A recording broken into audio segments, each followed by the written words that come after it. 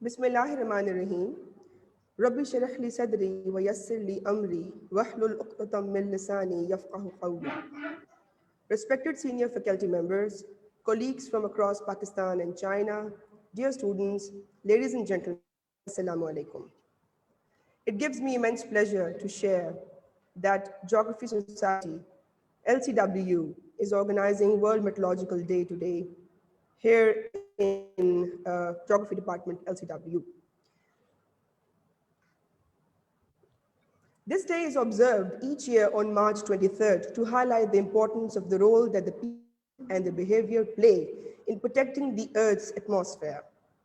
This day also commemorates the establishment of the World Meteorological Organization, which is a specialized agency of the United Nations and publishes information on the status of the world's climate and monitors the changes. The day showcases the essential endowment of national meteorological and hydrological services to the well-being and safety of society. This day basically focuses on raising awareness around the world about the multiple concerns that the planet faces. World Meteorological Day is, however, not a public holiday, but a global acknowledgement. The theme of World Meteorological Day 2021 is the ocean, our climate, and weather. According to WMO's website, the theme has been chosen to reflect the organization's focus on connecting the ocean, climate, and weather within the Earth system. The theme has also been chosen as this year marks the starting year of the United Nations Decade of Ocean Science for Sustainable Development, which focuses on gathering support for ocean science and understanding the role that ocean science plays in sustainable development. Today, we are honored to have experts from professional and academic fields from Pakistan and China. We are privileged to have Mr. Riaz Khan, Director General Pakistan Meteorological Department, as our keynote speaker today. Then we have the head of geography departments of three of the most prestigious universities of Pakistan, that is Professor Dr. Jamil Hassan Kazmi, ex-chairman, Department of Geography, University of Karachi, Professor Dr. Safdar Ali Shirazi, chairperson, Department of Geography, University of the Punjab, um, Dr. Ataur Rahman, Department of Geography, University of Peshawar, and we also have a PhD scholar named Hui Tinglu, who belongs to Chinese Academy of Sciences. This variety of academicians and professionals will be sharing their views on the significance of World Meteorological Day with us today. So our first speaker is Professor Dr. Jamil Hassan Kazmi, who is a meritorious professor in University of Karachi. He did his postdoctorate under that scholarship from University of Humboldt in 2019. He completed his Fulbright postdoctorate from University of Georgia, USA in 1999. He has more than 33 professional experiences in the field of geoinformatics, has completed over 25 projects, has over 120 publications on his record, and has produced many valuable PhDs and MPhils. The title of his speech or the presentation that he will be sharing with us is The Impacts of Climate Change on the Local Ecosystems of Karachi. So Dr. Kazmi, over to you. Rahman Rahim. Assalamu alaikum everyone, and I think good morning here from Karachi. I don't know about the other regions, but I think it's really very difficult for me to encapsulate everything in 15 minutes, but I'll try my level best to give you some local examples about how we have interacted with the natural phenomenon and what is the kind of resilience we have, and unfortunately the results of this resilience. So I would like to share my presentation first, and that's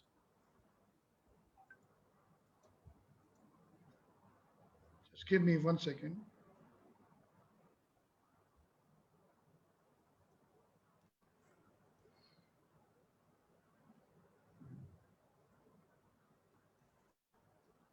एक minute दीजिए. आपने sharing allow की है मुझे मेरा ख्याल. Yes, I can Yes, see sir. my. Just give me 1 minute.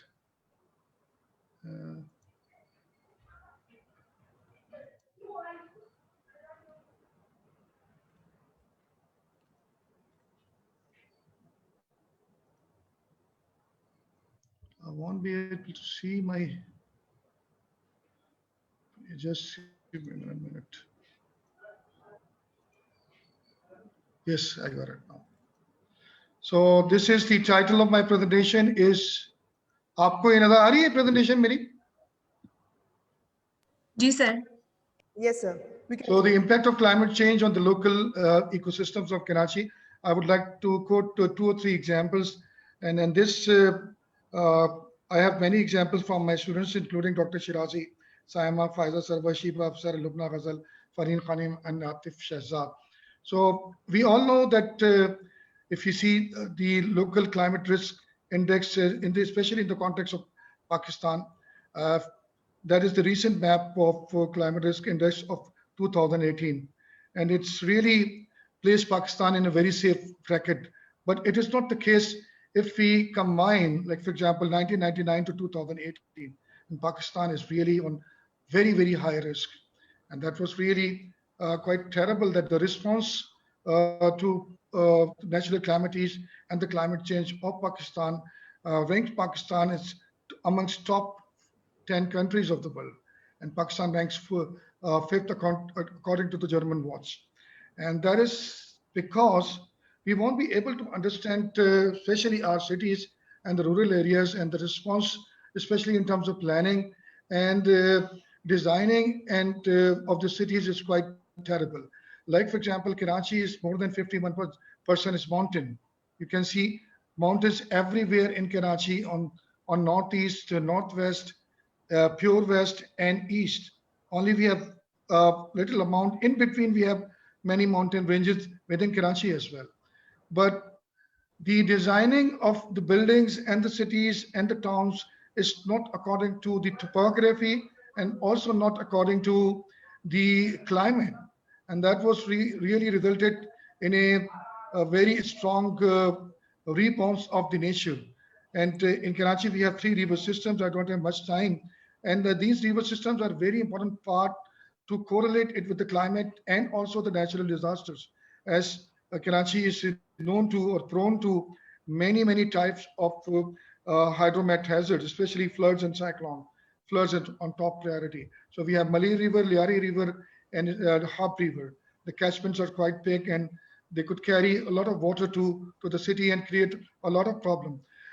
It is naturally that we have encountered all of these river system in Karachi, but the response and especially the branch of environmental sciences, which is environmental justice, is not that much, strengthened in Pakistan. So ये मैं आपको कुछ Karachi में unfortunately we have been not been able to uh, digest the planning mechanism in the context of the urban sprawl of the cities. It was a very small city in 1955, less than 1 million, only half million, and then it just spreads over up till now, which is approximately what is being said. It's in between 2.5, 20 to 30 million. 30 million is a damn big city, but one of the top ranking cities in terms of population in the world. And residential areas are dominating in this is the land use land cover map of Karachi. And we can see that these river systems are prominent, but and we have very limited space for the built up land in the city, as only 1,000 or 1,200 kilometers out of 3,600 kilometers is available. But that is not actually being perceived or conceived by the planners. And the most interesting feature is in Karachi is of the slum areas. And these slum areas account for 51% population of Karachi, living in all these environmentally high risk prone areas. And that is really very, very terrible. And these 51% population is residing in total 37% of built up area of Karachi, which is really quite noticeable.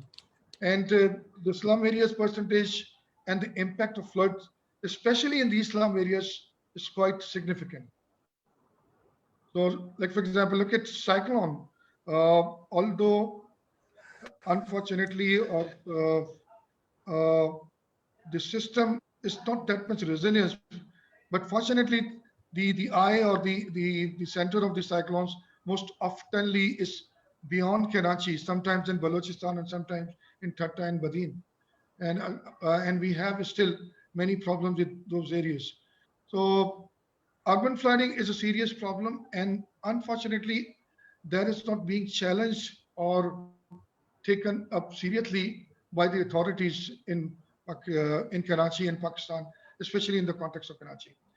I will show you some of the map of land surface temperatures extracted from the Landsat, and these maps are also showing that Karachi is really at high risk. See the significant change in terms of the expansion of the built-up land, and we have occupied mainly very huge areas DHA में जो floods आए थे उसका impact आप देख सकते हैं this is original DHA that is being captured from the Colombo aerial plan in 1955.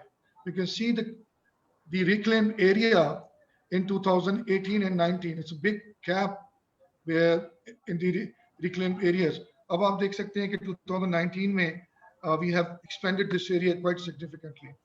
तो टोटल एरिया का डिफरेंस भी आप देख सकते हैं मैं आपको land surface temperature and building of the urban heat island in Karachi. I don't know how much time I've left.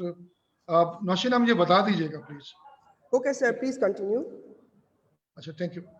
मैं बहुत briefly आपको ये बताऊं कि ये हमने land surface temperature for winter and summer months been calculated by one of my students, and we have also see the temperature of day and night maps. And finally, we reached to a point where we subtract the day maps with the night maps and extracted the exact boundary of the urban heat island in Karachi. This is not the problem that the highest temperature occurs in Karachi, as it is being practiced. Like, for example, the highest ever recorded temperature, it was in May 1938, which is, I think, approximately 47.1 degrees Celsius. But the response of the population at that time is not that much worse, rather commendable. But you see, we have a heat wave in 2015 in June, and that is quite terrible. Thousands of people died because of that heat wave. So my point is that how we are building our cities is not in the harmony with the climate changes actually happening on our part of the world. We have created sealed surfaces everywhere in our cities.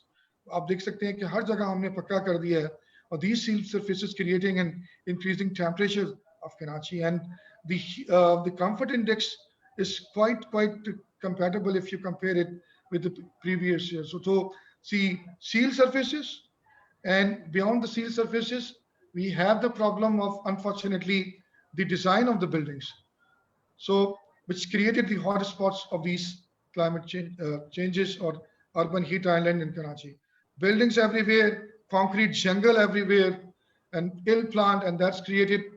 The building orientation is not according to the wind patterns in Karachi, and although it's being felt by the French architect name was Ecoshot, who actually designed Karachi University, और उसने एक building को बहुत अच्छी तरह design किया था. We have this thermal camera beyond remote sensing techniques to record the ground temperatures. And look at this building. This is a student teacher center in Karachi University, and look at these 8 top areas.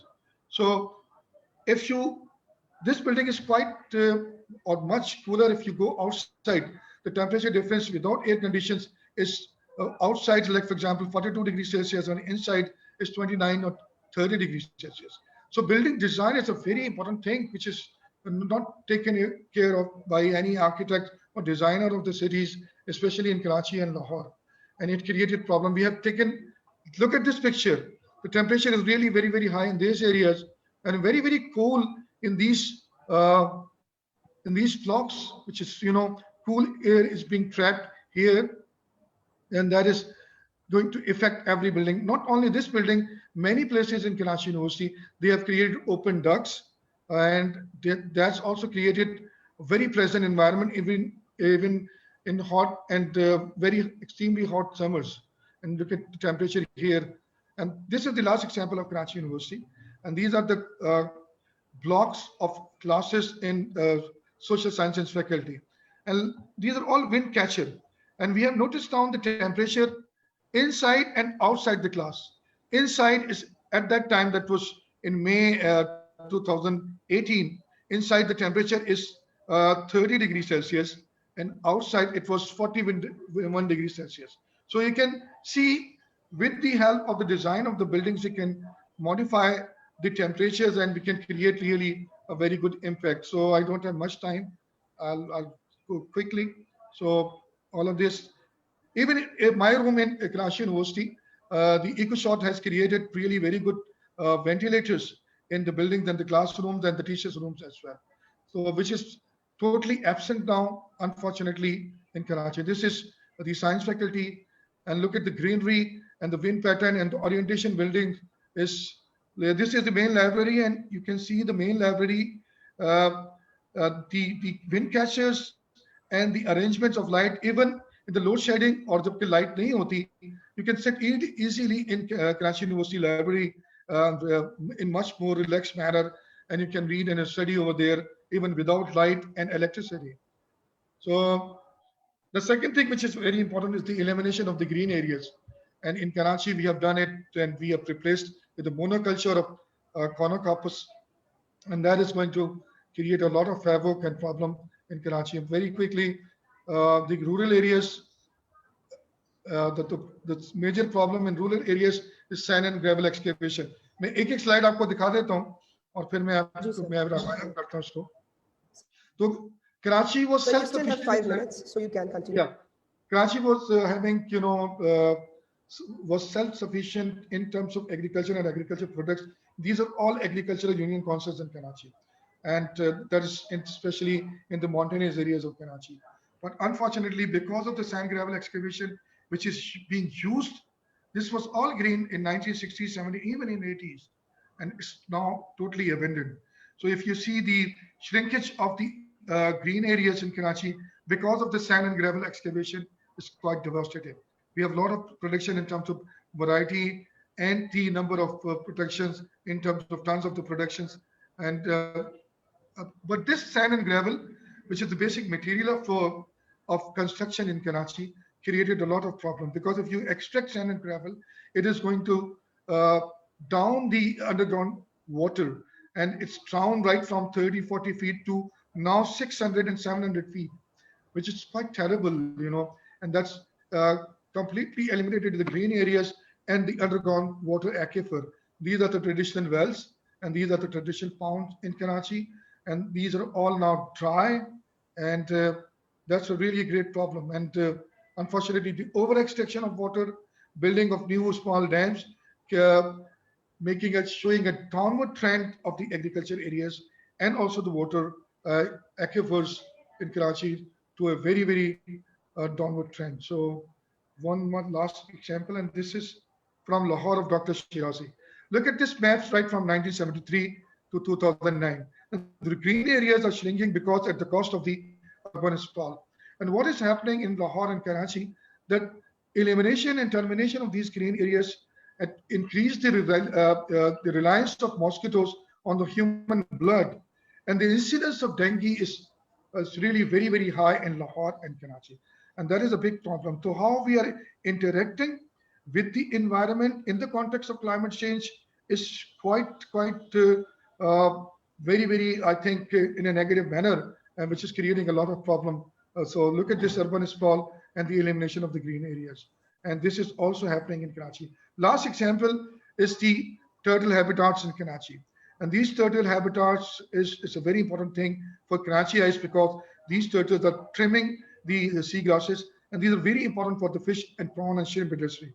But at the cost of the tourism and the human interventions, we have, totally devastated these green turtle areas, or we have developed a GIS, and unfortunately, all of these herds developed, unfortunately, in these turtle nesting habitats. So इंसानों ने खुद इसको तबाह किया. Look at this orientation. This is the green line, and you can see the orientation of the nesting pits of turtles is quite linear. and look at the orientation of the human houses or human huts. It's quite disgusting, you know. So that's how we are interacting with the environment without thinking. Hut, the official definition of hut is 30 by 30 feet wooden structure. But these huts mainly belongs to the governmental agencies, and they are more than 1,000 square yards. So how the turtle nesting habitats could be developed in this? This is my last slide, and I would like to show you only one example. Sorry, uh, that these turtle nesting huts. Look at this, like for example, turtles are really very good physical geographers, and they know where to dig their nesting pits. So if you see, like for example, we don't have nesting pits here, and here the depth of the aquifer or underground water is only 2 meters, which is approximately 6 feet. But these are really very, very high at 5 meters. So they know the local topography and terrain very effectively. So we need to understand the environment, fauna, and flora in the context of the local climate. Then we could build a better resilience for our cities. Thank you very much for your patience. Thank you very much. Thank you very much, Dr. Jamil Kazmi, for a very interesting and enlightening presentation that you shared with us. It was like we were having a walkthrough survey of Karachi and Lahore with a brilliant collection of maps. You have displayed very efficiently how human interventions in the urban ecology and urbanism are impacting the climate of these mega cities of Pakistan. Now, I would like to ask the audience if they have any questions. You can post them in the Facebook live streaming page. So everybody's praising your presentation, and they have learned a lot from it. Thank you very much. It was quite Even explanatory, they so can there are no contact me questions. anywhere, you know. I'm available on Facebook as well. So they can email me, they can phone me, whatever, no problem. Yes, sir. Jazakallah. You are a legend, a living legend for all the geographers in our country, and we wish you best of health. Thank you, sir. Thank you very much. Now, Jazakallah. Now, I would like to shift towards our next speaker of the day, Professor Dr. Safdar Ali Shirazi Sahab. He is one of the renowned personality in the geography community. He has co-authored for more than 4 dozen research papers, have contributed book chapters in various books, have written various books and published in Pakistan and abroad. He was awarded the Best Teacher Award twice, and his research interests include climate change, land cover changes, landscape ecology, ecosystem services, morphology of cities, desertification and resilience, population studies, urbanization, and sustainability.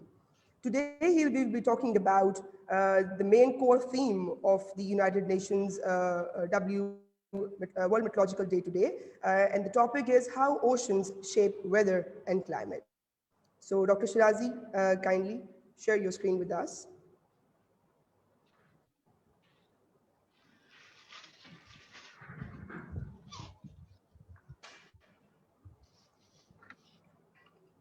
Sir, can you hear us?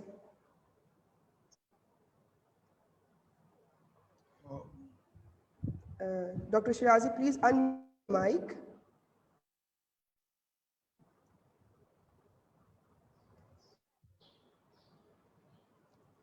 Sir, it's the icon is bottom left.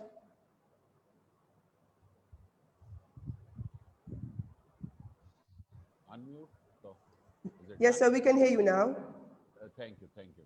So, let Just me share my slides with you. Actually, I have contented myself within the theme of the uh, World Meteorological Day. yes, sir. Uh, आपके आ रही है ये? So, can you see that? No, sir, not yet.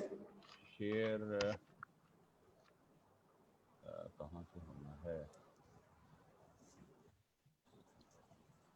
With चलिए, I can start off with if it is not being shared because that is open on my laptop. So we Okay. can start off with the World Meteorological Day. Thank you very much for administration of the Lahore College for Women University for organizing such an important webinar for geographers and all related scientists. We know that World Meteorological Day 2021 is the theme, the ocean, our climate and weather. Is it fine, Dr. Nasheen, if I continue talking to you? So, Yes, sir, it's perfectly fine. So so, you can now share your screen as well. uh, so, कहाँ से होनी है अपना मुझे Sir,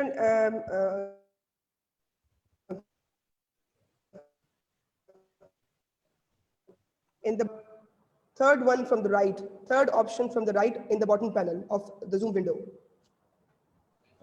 sorry, this is meeting चल रही है मेरी, तुम 2 बजे के third, this one.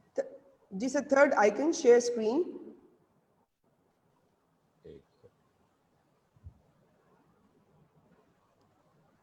From right or from left? From right, sir, जहाँ पे leave का icon आ रहा है, leave आप देख सकते हैं red color का. हाँ हाँ, ये तो अपना YouTube का है ना, ये वाला, this one, YouTube. Okay sir, अच्छा आप YouTube से कर रहे हैं. चलें खैर देख It's लीजिए, we okay. can continue. It's okay sir, आप continue करें. You can continue. It's okay. Yes, yes. So I can. So primarily, the topic of my talk is how the ocean shapes weather and climate, and we know that the Earth is a water planet. Now we know that World Meteorological Day is being celebrated on every 23rd March, and the World Meteorological Organization commemorate the coming into force the convocation establishing the World Meteorological Organization on 23rd March 1950. Now we are celebrating today on 31st of March just to commemorate the World Meteorological Day. Now if मेरा ख्याल अपना Nasheen, if it will be good if I could share my slides with you. Sir, can you please open the Zoom window जहाँ से आपने click करके meeting join की है. I think आप अभी फेसबुक का पेज ओपन करके लाइव स्ट्रीमिंग वाले से अपने आप को देख रहे हैं, तो आपको जूम वाली विंडो पे जाना पड़ेगा. मुझे अपने ईमेल आईडी में जाना पड़ेगा जहाँ पे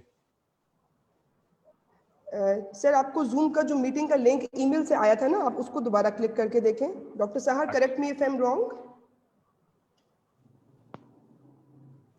चलें let me. It's okay sir, take your time. It's okay.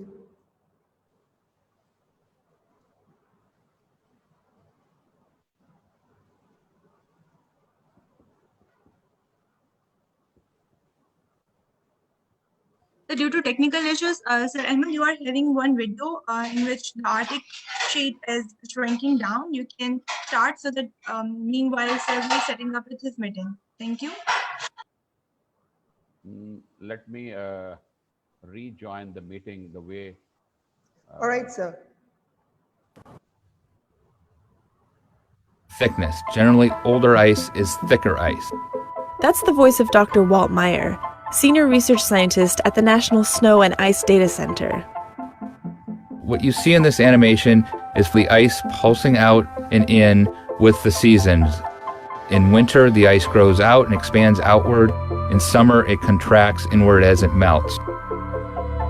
You see the whiter ice, which is the older ice, moving around the Arctic, being pushed around by winds and currents that move the ice.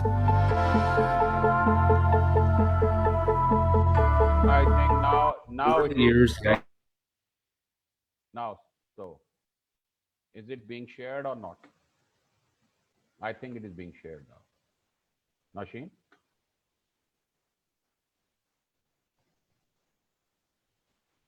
Is it being shared or not, Nasheen? Can Dr. you see Shirazi, that? we can see your screen now.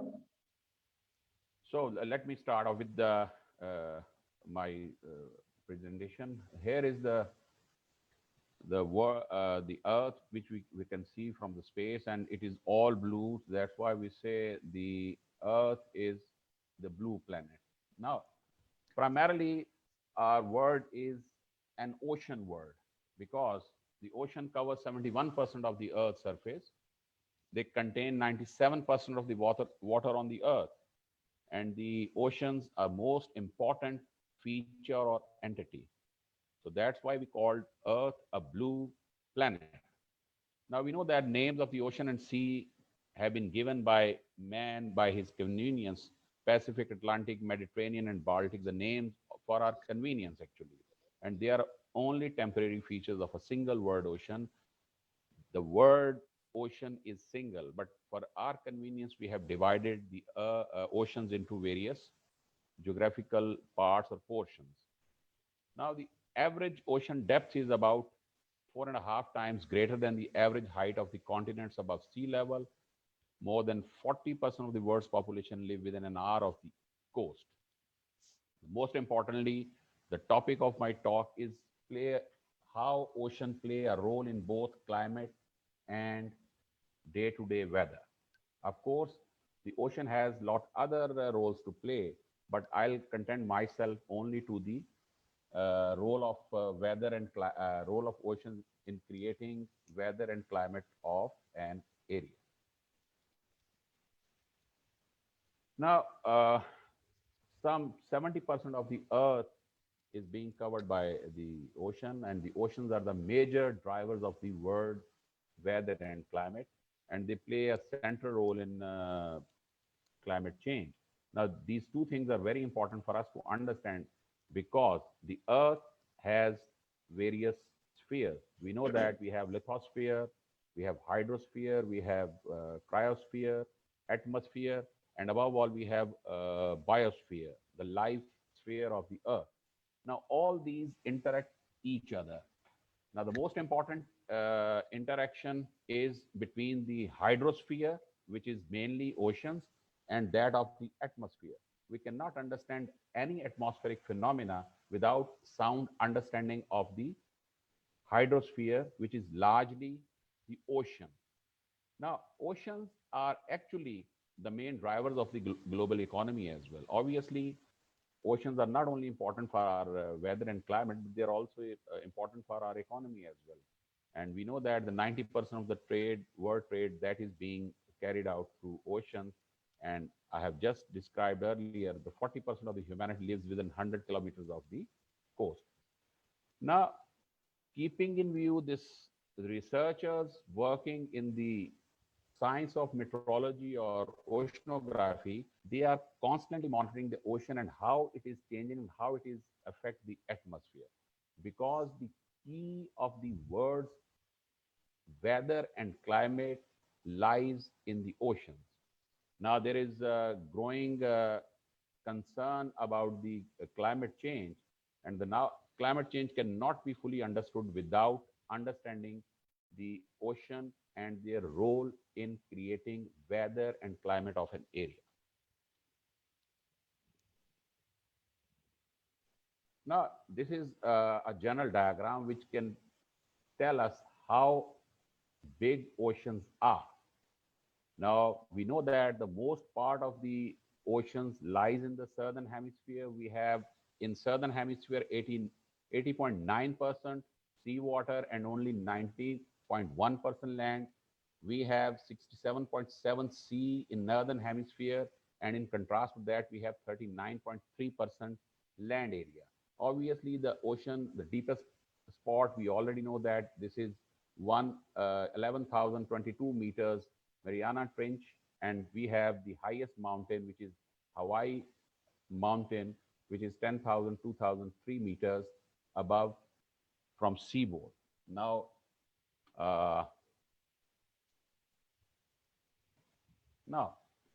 Earth is a water planet, and the Earth, the water in the oceans that's not equally distributed. I have just described the ocean covers 61% of the northern hemisphere, 80% of the southern hemisphere. So the presence of ocean is function of geological activity and plants location. It is the Earth location in relation to sun, which is keeping the water in the ocean as liquid form. If our planet would have been too far away, the water will be in frozen state. And if we would have been too close to the sun, the water would have evaporated. So the earth is in a perfect location, allow water to in liquid state. Now, the most important effect of ocean over weather and climate, or shaping the weather and climate of an area, is our hydrological cycle. We know that water occurs in solid, liquid, and gaseous form, and the amount of water is fixed. It is keep on circulating from the uh, Earth's surface to the atmosphere and back to the surface of the Earth. And the place where water resides we call reservoir. Reservoir may be on the surface of the Earth, and reservoir may be in the form of cryosphere in the north and south pole, and water constantly move in these reservoirs and keep on changing its form as well. Now it is very important learning for all of us that water keep on changing its state from liquid to solid, solid to vapor, and so forth. Now that cycle keep on absorbing or releasing the energy, and that energy is actually the major driver of our climate and weather. Now this diagram can illustrate how the evaporation take place, how the condensation take place in the atmosphere, and the condensation may result in the form of precipitation, whether in the form of rainfall or snowfall, and how the evaporated water is being transported by winds towards the land area, and that bring change in the weather and climate of adjoining land areas. Now, the most important thing which I would like to discuss is ocean water circulation. Now, it is actually divine order how the energy surplus area are no longer remain in surplus, and how the energy deficit areas no longer remain as energy deficit. Now, like planetary wind system or global wind system, the energy or heat from the equatorial region goes towards polar regions, and the colder winds they come from polar regions to the equatorial region and making a livable temperature. Same is the case with the ocean waters. Ocean waters also move from equatorial region to the polar regions, and from polar regions to equatorial regions. All these movements carry the heat or energy from one place to another. Now, it is not just the heat energy which moves from equator water towards the poles, but also it effect on weather and climate. Currents are also involved with gas exchange, especially oxygen and carbon dioxide, and obviously they have other role to play, which may not be part scope of this discussion, but it will be good for the students to understand if these ocean circulation not only carry the warm water towards colder areas and the cold water from the warmer areas, but they also take nutrients which are important for biotic life. So, uh, in addition to that, there is pollution dispersal as well. The water keep on circulating, and the pollution does not accumulate in a single place. And obviously, fisheries, they have a profound effect on the fisheries and other resources as well. Now, ocean currents, we know that there are two types of currents: surface water currents, which are upper 400 meters of the ocean. They are only 10% of the water movement of the oceans, and deep water currents, which are thermal, they are being caused by thermal or salinity. They are 90%. And look at the diagram in the extreme right, which may come again in the next slide, how the warm surface water goes into the colder areas, and then because of the lower temperature, it gets heavier, more denser, and go deep, and then from colder area it come towards the warmer areas, and in this manner the warm water moves and cold water came back into these areas. Now, ocean currents, we know that ocean currents are of two types, warm water currents and cold water currents. Now, that is actually the main source of creating shape of weather and climate of an area.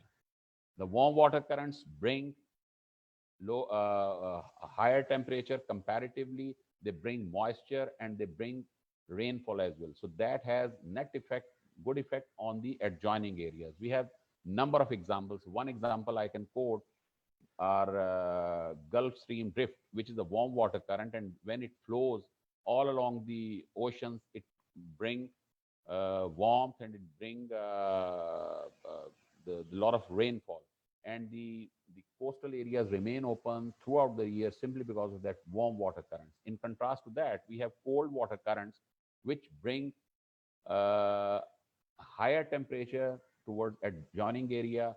The moisture is less, and because of that, we may have not the precipitation. That's why we have the biggest deserts of the world. They are on the coastal areas where the cold water currents flow. We have the Benguela current, we have Peruvian current, we have but in contrast to that, we have Kuroshio current, which flows all along the Japanese Japan coast, and that keep the economy of Japan in working throughout the year. In contrast to that, if we look at the areas on the same latitude, we will find in Russia they are frozen because they have cold water currents passing along their coastal regions. Now, primarily, the surface water moves with wind force. So these are actually wind-driven surface currents, which we all have studied at one or the other stage of our educational career. We have this map can illustrate how the wind force surface water to move from one place to another. Now, if I quickly want to illustrate how this north equatorial current under the influence of easterlies move from east towards west, and how it is a warm water current and it carries warm water, and it when once it move along the US coast, this Gulf Stream can bring a lot of economic activity in that part of the world. Obviously, this area, because of the excessive heat and because of the excessive moisture, is the home of one of the devastating atmospheric disturbances. Like we have the hurricane, we have cyclones, we have willy willies in Australia. So all these are actually the product of the warmth of the surface water, which ultimately bring the devastating effect on the adjoining area. So in history, we have a lot of these atmospheric disturbances which were being created simply because of the temperature or the temperature changes in that part of the world. Now, this is actually the same slide, and this is more illustrative. Now, we have the surface and deep sea current, and I have told you how this global ocean conveyor belt take the warmer water, surface water from the warmer regions, and it moves towards the colder regions and sinks, and then it travels beneath the water, and ultimately in this manner the exchange of heat take place from the warmer areas to colder areas. Now this is the same thermohaline circulation which take place in the world and move the cold and warm water from one place to another. Now this is the same. Now the impact of weather and climate, I have just told this. This diagram probably can illustrate in more specific manner how the warm and cold water can affect on the adjoining areas. Look at both east and west coast of US. Now from east coast, we have a warm water current. The climate is conducive, the trade is going on, and here we have the California current, which is the cold water current, and from the west coast, we don't have that much activity as we have on the East Coast. Now, the other effect of the ocean on weather and climate is actually the land and water distribution. We know that land and water distribution play a very significant role in the creation of weather and climate of an area. We have one term, geographical term, which we use as continentality. Now, by continentality, we experience the extreme climatic conditions. I can quote the example of Lahore and Karachi. There is more than 1,000 kilometer difference between Lahore and Karachi. Karachi is on the coast of Arabian Sea, and Lahore is far away from that Arabian Sea.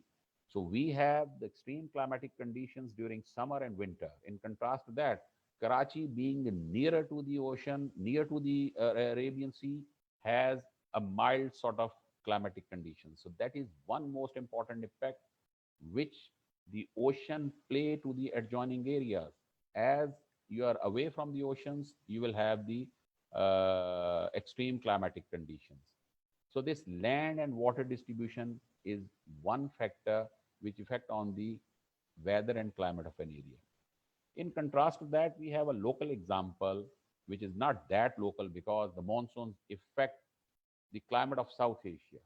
Now, it is simply because of the adjoining ocean, and there is a contrast between land and water. We have one of the most developed seasonal wind system, which is called monsoons. Now, the monsoon play a very vital role in shaping the climate of South Asia. The climate of South Asia, one way or the other, is being influenced by monsoons. Not only this, but few parts of the South Asia have the monsoon type of climate where the rainfall keep pouring almost throughout the year. So look at the example of Bangladesh and the areas north of Bangladesh or the north west of Bangladesh, like the Assam plateau, Shilling plateau, Lal Khal, and Darjeeling. They keep on receiving that rainfall, and that is simply because of the adjoining ocean. So ocean has net effect on the rainfall distribution. So it is very apparent rainfall in most part of the world is simply because of their nearness to ocean.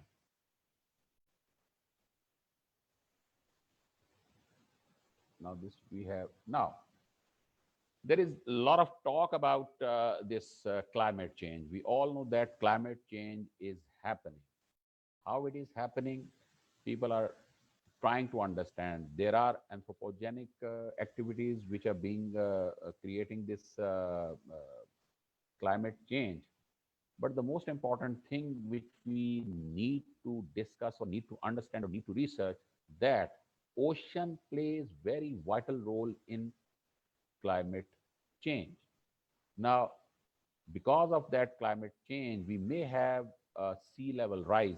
I have taken this diagram from this WMO website, and that indicates how the climate change can affect on the sea level, and that sea level can devastate many parts of the world. We may have Maldives no more on the map of the world because of the rising sea level, because of the climate change, and because of that, we have the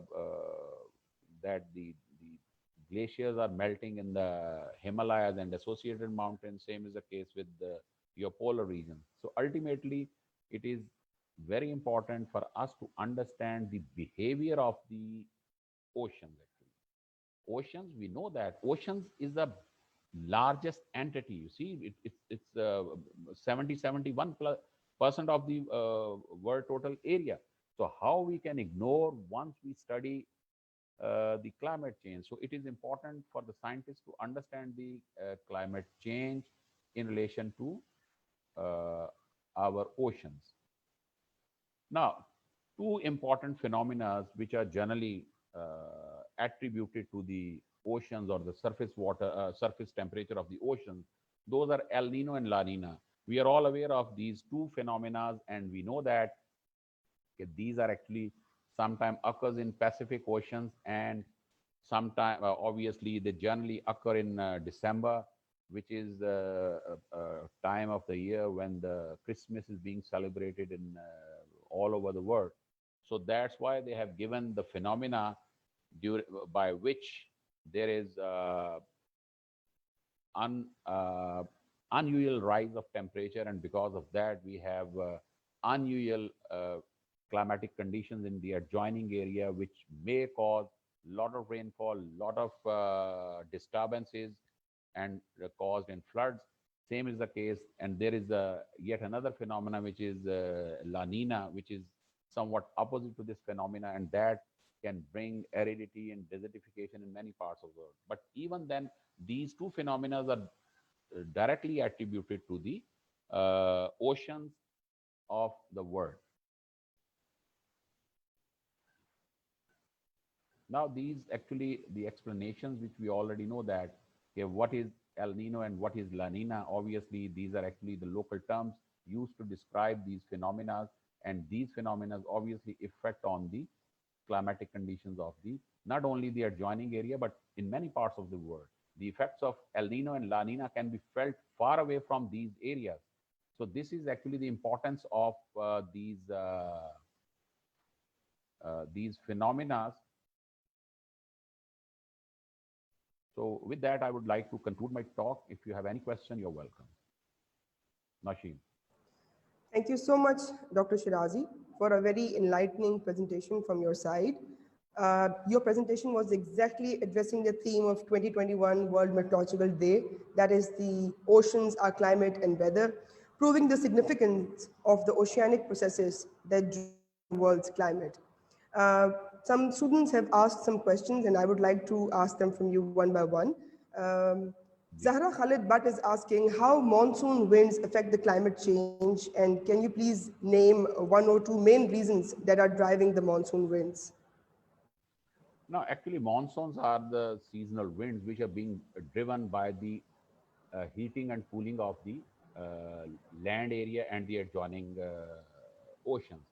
We know Yes, that sir. we have Indian Ocean and we have two component of that Indian Ocean. One lies in the near Karachi Arabian Sea, and one lies in the Bay of Bengal, which is in near Bangladesh and the east coast of India. So primarily, the phenomena of monsoon is attributed to local heating and cooling of the land and water. We know that land heats much more quicker as compared to water, and the water heats slowly and it gets cooled slowly. So that is one reason during summer, when the sun is at the Tropic of Cancer, the Indo-Gangetic Plain turn into a low pressure area. In contrast to that, the adjoining Arabian Sea and the Bay of Bengal is high pressure area. Now remember one thing, these are actually the relative terms. High pressure is not that high and the low pressure is not low. There may be a very slight barometric slope which can generate winds from the water body, which is the Bay of Bengal or the Arabian Sea, and towards the main Indo-Gangetic Plain. So that phenomena gave rise to the monsoon. Obviously, very interesting phenomena which we do not generally talk about.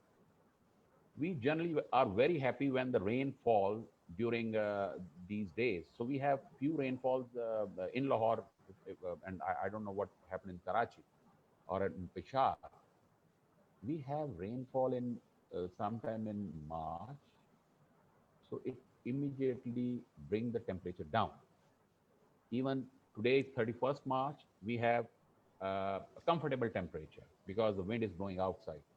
Now, for example, if a rain falls in Indo-Gangetic Plain sometime in April, which is also usual, it will bring down the temperature. What we need, we have to build higher temperature, and that higher temperature lead to creating a lower pressure in the Indo-Gangetic Plain that will derive moist winds from the Bay of Bengal and Arabian Sea towards the north, northeast, northwest. So that is one phenomena which brings. I tell you, if we have comfortable weather, why monsoons are delaying? Why monsoons? If you go to the textbook, We have studied, when I was student of geography sometime 30 years, 35 years back, we were being taught the onset of monsoon is July or August. But look at the shift from July to August. It has gone to September. Why? Simply because we do not have constant rise in temperature in the Indo-Gangetic plain after are colder months like January, February, these are actually cold. But from March, April, May onward, the Earth, the Indo-Gangetic plain has to be heated up in order to create a low pressure. So जितनी ज़्यादा obviously जितनी ज़्यादा आपका temperature होएगा during summer, उतनी intensity के साथ you will have the monsoon. And if I talk in the context of Pakistan, Pakistan only receives the tail end of the monsoon. We do not have much. The Bombay receives first monsoon spell on 5th June. In contrast to that, Bangladesh, almost the same dates are being for the onset of the monsoon in Bangladesh. But by the time these monsoons arrive, we have maybe August and we have September, and sometime we have a delayed monsoon sometime in October. And that is actually the type of retreat of monsoon. I hope I have answered the lady. Yes, sir, you have very elaborately defined the concept behind the monsoon variations and how anthropogenically we are inducing this change. Sir, Adnan Farooq का एक सवाल मैं पूछना चाहूँगी. It's a bit interesting. He wants to know कि हमें अपने तौर पे इस कुराए अर्ज़ में होने वाली मौसमियाती तब्दीलियों के मुतालिक कैसे किरदार अदा करना चाहिए. यानी individual level पे what can we do to play a role in curtailing the situation. Obviously, actually, it is very challenging. If he has asked in Urdu, so I can talk in Urdu, no matter. मेरे लिए भी थोड़ा सा Yes, sir. matter of relief. मसला ये है कि बुनियादी तौर Yes. पे we have to change ourselves. We have to adapt the strategies or the measures which are friendly to our environment, because it's a very common thing. It's a generic thing which I'm talking. We have to walk a lot. We have to use cycles for going to our destination. We have to use public transport in order to get to our work. So that we can do. And above all, we have to plant trees as well, obviously.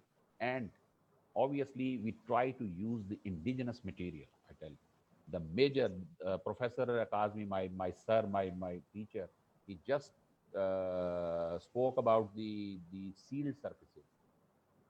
I tell you, this is actually the exact root cause of the rising temperature all over the world. We have converted our bare soil covered with grass and everything.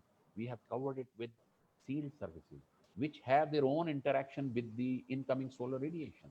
So we have to use indigenous material. Look at, if I quote the example of Punjabi houses, I can quote, generally in villages we build houses with mud and with that जिसे कहते हैं वो अपना that straw for wheat का होता है हमारा तूड़ी जिसे कहते हैं, उससे बने होते हैं. They are very comfortable during summer. I don't say it's AC like, but you can live comfortably.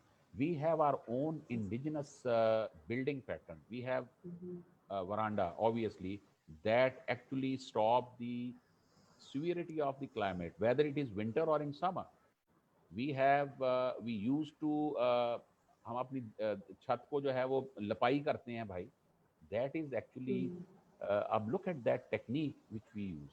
So in order to adapt the indigenous everything indigenous, so you can combat this changing climate of the world. So bring change in yourself and you can control the changing climate. Ji. Yes, thank you so much, sir.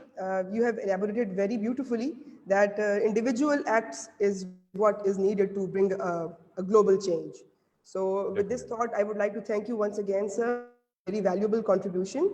And there were many questions that are still popping up, but due to lack I'm ready to answer. I'm ready to answer because meteorology is primarily my subject, and I would love to respond to my students because Yes, sir. these are actually these talks are not for Professor Kazmi, Professor Exactly. Ataur Rahman, Professor Yes, sir. रियाज साहब जो हमारे हैं met वाले, उनके लिए सारी चीजें जो है they look very small, and same is the case with you. Actually, these sort Yes, of sir. talks are primarily meant for our students.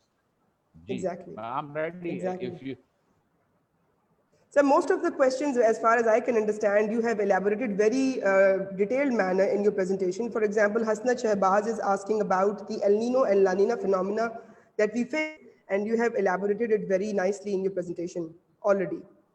Because So these phenomena these phenomena are much talked about. I have just exactly. pointed out. I haven't Yes, sir. tried to explain the phenomena how it happened because there Mm, are a lot of things which are not clearly understood. I tell you one thing: exactly. the behavior of the ocean with respect to the our atmosphere is not clearly understood. So Yes, don't think if we understand everything. So we don't exactly. understand very small bit of. So the phenomena of El Nino or La Nina, they are simply, obviously, there are models. I don't say the meteorologists have evolved the model, but even Yes, then sir. you have the anomalies as well. Exactly. Gee. Yes. Sir, the next speaker might be speaking a bit about the anomalies. She would be talking about the scenarios of IPCC. So maybe it's going to be a continuation, a progression of what you've just mentioned. So with this, Jazakallah, sir, thank you Thank you. once again for being a very efficient participant. We really learned a lot from your presentation. Thank you, sir. Thank you, Nashim. Thank you. All right, with this, we would move towards our third presenter, Ms. Huiting Lu. She is a PhD scholar at Center of Eco-Environmental Studies in Chinese Academy of Sciences. Hello, Huiting. How are you? I'm good, thank you. Can you hear me? Yes, we can. Okay. Her main research areas are ecosystem services and climate change.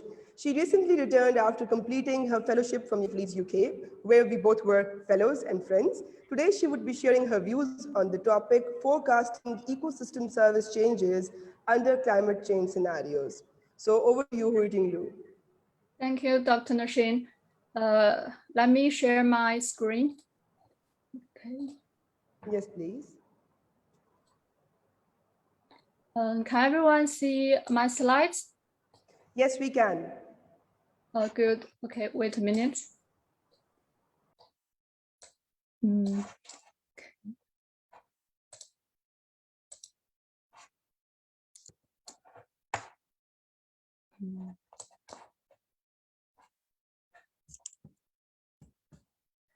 Okay. Hello, everyone. First of all, thanks my dear friend, Dr. Nashin, for inviting me to this webinar to share my work. My name is Huiting Lu, and I'm a PhD student from China. Currently, I am studying at the Research Center for Eco-Environmental Sciences, which belongs to the Chinese Academy of Sciences. And my research area is mainly focused on ecosystem services and climate change.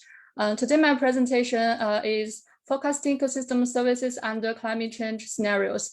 Although it is not totally related to meteorology, but I do hope you can find it a little bit interesting and maybe get some inspirations. Ecosystem services, I think some of you might already know or have heard of this concept. So basically, it means that the benefits people obtain from ecosystems or nature, such as food provisioning service, climate regulation service, water purification service, etc. And it has close relationships with human well-beings. However, when usually people talk about ecosystem services, they usually mean the supply side. But recent years, more and more researchers have begun to study the demand side of ecosystem services. And because ecosystem services are commonly produced and consumed in different geographical locations, which means that the supply area and the demand area are usually different. They could be overlapped, adjacent, or separated. For example, cities are usually located at the downstream areas, but the water purification service are usually produced from the upstream areas. So it is interesting to study how they are spatially distributed and mismatched. And some researchers also believe that finding an appropriate balance of local ecosystem service supply and demand is an important step toward sustainability. Next, speaking, up to now, most researchers have only focused on the assessment of past or current ecosystem services. Very few people look into the future projections under different climate scenarios. So that's what I'm going to do. And speaking of the climate scenarios, the most widely used scenarios are the RCP scenarios, which are proposed by the organization IPCC. And the RCP stand for Representative Concentration Pathways. And basically, they are a series of the modeled greenhouse gas concentration trajectories. And there are 4 RCP scenarios used in the IPCC's 5th assessment report, as shown in this picture. And another one, the RCP 1.9, which came up later as a result of the Paris Agreement to limit the global temperature rise to 1.5 Celsius degrees. And apart from these RCP scenarios, another research group developed these SSP scenarios, which are shared socioeconomic pathways. And they are the scenarios of projected socioeconomic global changes up to the year 2100. And these scenarios present 5 possible future worlds that differ in population, economic growth, energy demand, equality, and so on. And as you can imagine, the RCP scenarios and SSP scenarios, they are complementary to each other. And together they can form a scenario matrix. And this picture shows the ratios of the model runs and the different scenario combinations. And we can see that some scenario combinations are more likely to happen in the real world based on the model results. And okay, so based on this background knowledge, here are my research objectives. So the first one is to project the future ecosystem service supply and demand under different RCP SSP scenarios in the Southwest China. And the next objective is to provide relative suggestions on climate change adaptation and policymaking for regional sustainable development. And in my research, I focused on these 3 ecosystem services, which are water provision service, food production service, and the carbon storage service. Okay, the next slide is the study area, which is the Southwest China. It has the area of about 2.3 million square kilometers, which is quite big. And it includes 5 provinces and part of Qinghai and Tibet. And there are totally 603 counties. And its GDP accounts for about 13% of China's total GDP, and its population accounts for about 18% of China's total population. And this is the elevation map of Southwest China. As you can see, its topography is very complicated, and half the area is located in the Tibetan Plateau, and lots of areas are mountains. And the climate types also vary from tropical monsoon climate to plateau mountain climate. And all these factors have influenced the distribution of the supply and demand of ecosystem services. The next part is the method. First, here are the projection models that my projection data come from. And I have chosen these 4 scenario combinations because they are most commonly used by other researchers. And as for the time, I have chosen the year 2035 and 2050 because our Chinese government have launched this beautiful China plan, and it consists of 2 stages. The first is from 2020 to 2035, and the next is from 2035 to 2050. The next is the methods for the ecosystem service supply and demand projections. So for the water provision service, the supply is calculated through the water balance equation by using precipitation and evapotranspiration projection data. And the water demand was predicted by the geographically weighted regression method. So basically, I did a spatial regression between the water use and 3 factors by using historical data. And then the future water demand was predicted based on the regression function. And the R2 of the regression is 0.313, and here's a map of the standard residuals. The red area is where the error is relatively higher. And for the food production service, the future supply is also predicted by using the geographically weighted regression method based on the relation between food production and farm area in each county. And the demand is calculated by the total calories each person needs on a standard Chinese diet. And for the carbon storage service, the supply is calculated through biomass projection data and carbon density indexes in different ecosystem types. And the demand part, which is the carbon emission, is projected according to the relation between carbon emission intensity and GDP, which is a result from a relevant research. And here are the main data sources. Most of the data are free to download, and many of them are in the global scale. The next part is the results. So this is the map of the supply and demand of water provision service in the year 2035. As we can see, the spatial patterns of the water supply vary quite significantly among different scenarios, while the demand pattern are very similar. And this is the map in the year 2050. And below the map is a table of the total amount of water supply and demand under 4 scenarios. The supply shows substantial variations among different scenarios and also between the 2 years, with a 27% increase from 2035 to 2050 under the first scenario. And there's a nearly 50% decrease under the last scenario, while the demand shows rather small variations. And next is a result of the food production service. This is the result in 2035.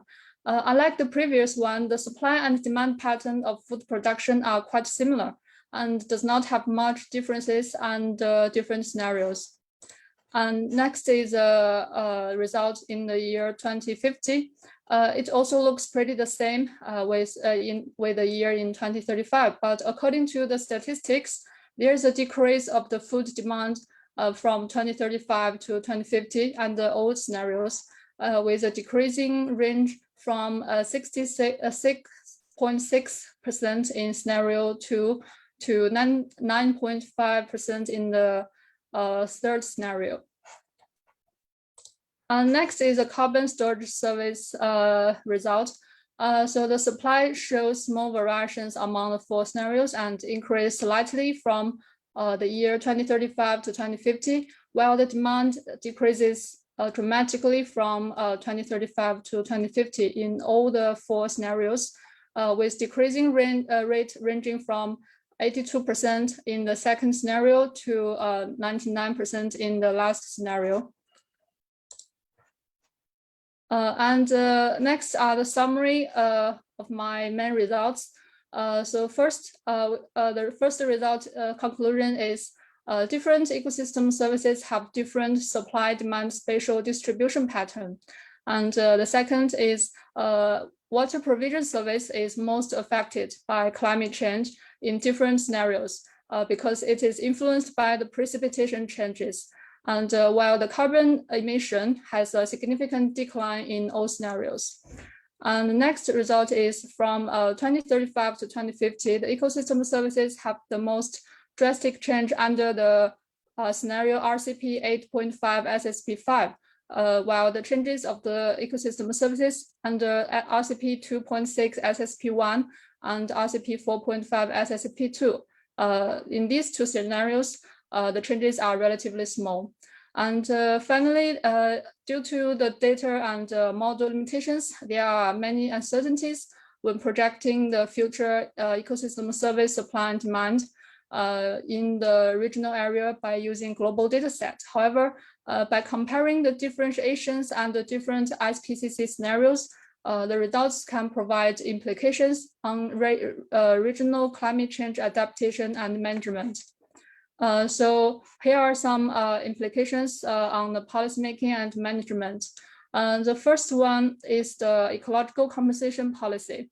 Although this policy has already been implemented in many local areas in China, but we need more cross-provincial, cross-basin, and cross-regional projects to ensure that those ecosystem service providing areas can get well compensated, and thus they can have more motivation to protect the environment. And the next implication is about urban and rural planning. So we need to achieve a balanced development in both urban and rural areas. And also the urban expansion rate needs to be controlled in lots of areas. And next, as the results showed, the water provision in the future might be heavily influenced by the climate change. So we need to make more long-term water resource planning and implement more water conservancy and irrigation projects. And finally, the monitoring of climate and also ecosystems changes needs to be strengthened, especially at some key areas such as the Tibetan Plateau. And this is the end of my presentation. Thank you all for your attention. And what's more, I sincerely welcome all of you to visit China in the future when the pandemic situation is over. China is a beautiful country, and Chinese people are very friendly, and especially to people from Pakistan. So, okay, thank you. If you have any questions, you can ask or just email me. Here's my email address. Okay, thank you. Thank you so much, Huijing Lu, for your enlightening presentation. It was brilliantly done by you. I appreciate your efforts and the way you explained the ecosystem services and the way they are changing under the SSP and the RCP scenarios by focusing on the carbon storage, food supply, and water supply in southwestern China. It was, you made everything appear like a video to all of us. It was lovely mapping, and the methodology you shared was understandable. So I really appreciate your work, and I wish you good luck with the completion of your PhD. There's one question by one of our students, Zahra Khalid Bhatt. She wants to know the reasons behind the decrease in the food services in the given years. Can you suggest any reasons for this thing? Oh, okay. Thank you. So the food demand is decreasing in the future because it is calculated by the future population data, and because in the future the population is predicted to decrease in China, and this is has lots of reasons. It's quite complicated to explain. So in all scenarios, all the Chinese population will decrease. So that's why the food demand will decrease as well. Okay, that answers it very nicely.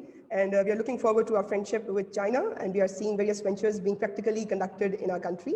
So I really appreciate your participation in the webinar, and we look forward to more collaborations with you in future. Thank you so much once again. Yeah, thank you. Good luck. So with this, we move towards our fourth presenter, which is Dr. Ataur Rahman. He has completed his postdoctorate in disaster risk management from Kyoto University, Japan in 2014. He has published 4 international books, contributed chapters in 23 international online books, has published over 125 publications, produced 31 MPhil and 6 PhD students, and has a total impact factor of 40. He has a long list of professional achievements to be shared, but due to time constraints, now I would like to invite Dr. Ataur Rahman to share his views with us on the topic extreme weather events, heat waves, and the changing climate. Dr. Ataur Rahman. Thank you very much. Can you hear me, please? Can you hear me? Yes, sir, we can hear you, and we can also see your screen. Okay, great. Yes, sir, we can hear you. Okay. Bismillahirrahmanirrahim. Thank you very much, Dr. Noshin, Dr. Aisha, Dr. Sahar, Amna, and very respectable Professor Dr. Safdar Ali Shirazi and Professor Jamil Hasan Kazmi Saab. It's really a great pleasure to interact with the student of geography, as I'm one of the geography students and I'm learning from geographers. And I always feel pleasure to see that there are some shining stars within the territory of Lahore. I will talk about the extreme weather events, some heat waves, because now we are proceeding towards the extreme summer period, and then linking the same with the changing climate scenario. I will start from very basic. The first one, are weather and climate the same? Little bit introduction about the what is weather and then the climate. Then we slowly and gradually proceed towards the interactive discussion and the climate change scenario with respect to the heat waves. Weather is a state of atmosphere at some place and time, usually expressed in terms of temperature, air pressure, humidity, wind speed and wind direction, precipitation, cloudiness, and the sunshine, etc. So mean weather is the state of atmosphere at some place in time. Now another very important parameter, that is the climate. And climate is the average condition of weather elements over a long period of time. Usually Pakistan World Meteorological Organization, they referred as at least we must have a data of 30 years. So then we can express the climatic conditions. So as an abstract term, you can see the climate, the average of weather elements over a specific period of time. Then this is the second conceptual slide related to the concept, and then we will proceed towards the formal discussion. Then there is a global warming and climate change. The global warming is a specific phenomena in which Earth average temperature is increasing because of this global warming phenomena. In an abstract term, you can see the global warming, the specific kind of climate change in which Earth average temperature is increasing. Then there is a climate change, is a significant and sustained over a decade or longer change from one climatic condition to another one. In an abstract term, you can see here is a significant and sustained change from one climatic condition to another one. Nowadays, the greatest challenge facing the world at the beginning of the 20th century and the 21st century, it is said by the World Economic Forum that it is the climate change. Is therefore, in order to properly address and properly respond to the changing climate scenario, we need to work on the early warning system, preparedness, climate change adaptation and mitigation, which is $1 billion business, because when you are prepared for these climate change adaptation and mitigations, obviously it will save billions of dollars. That's why it is called as $1 billion business. This very, very important thing, which is related to the climate change and the global warming and the greenhouse effects. You can see here on one hand, you can see the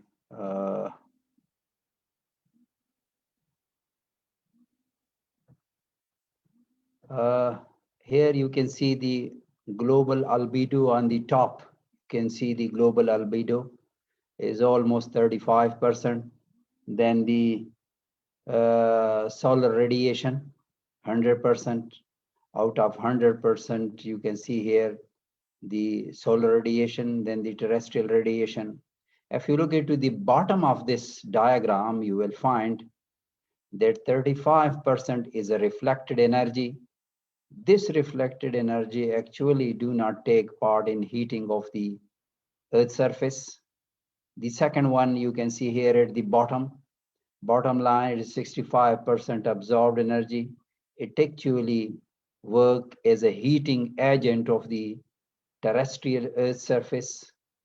And then whenever this energy is absorbed and condition gets favorable, this 65% energy, it is re-radiated to the atmosphere. So it works as a cooling agent. I discussed this electromagnetic spectrum interaction with the Earth system in another way. You can see here the Earth temperature. Earth temperature is a balancing act.